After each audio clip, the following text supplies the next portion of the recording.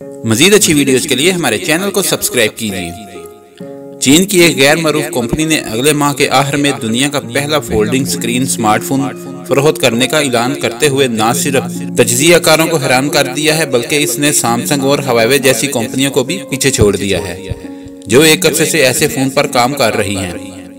चीनी कंपनी रोयोल ने अपने बिल पर लचकदार डिस्प्ले वाली एमोलेड टेक्नोलॉजी वाजिया की है, जिसे इस्तेमाल करते हुए स्मार्टफोन तैयार किया है, जो एक वक्त में फोन भी है और टैबलेट का काम भी करता है। खुल जाने के बाद स्मार्टफोन का स्क्रीन 7.8 इंच स्क्रीन तक पहुंचता है। डिस्प्ले को इस तरह डिजाइन किया गया है कि 2 लाख मरतबा भी खुलने और बंद होने के बाद खराब नहीं होता। इस मॉडल को फ्लेक्स पाई का नाम दिया गया है।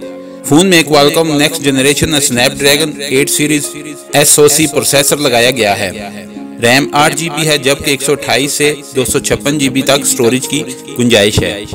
डुअल कैमरे में 20 मेगापिक्सल कैमरा टेलीफोटो सेंसर के साथ और 16 MP वाइड एंगल कैमरा नस्ब है। इसे बिलाशुबा दुनिया का पहला तय हो जाने वाला स्क्रीन फोन कहा जा सकता है, जिसे रोयो टेक्नोलॉजी रिलीज करेगी। ताहम तज्जियाकारों ने इसके डिजाइन को बहुत बेकशिश करार दिया है। नए फोन के ऑपरेटिंग सिस्टम को वाटर OS का नाम दिया गया है, जो Android 9 Pie के मुतबादिल है। स्मार्टफोन को दिसंबर के आखिर में फरोख्त के लिए पेश किया जाएगा, जिनकी कीमतें $1300 बराए 128 GB और 256 GB की कीमत $1469 रखी गई है। अगर आपको हमारी वीडियो अच्छी लगी है तो इसको लाइक और शेयर करें और कमेंट्स में अपनी राय का इज़हार जरूर कीजिए। शुक्रिया।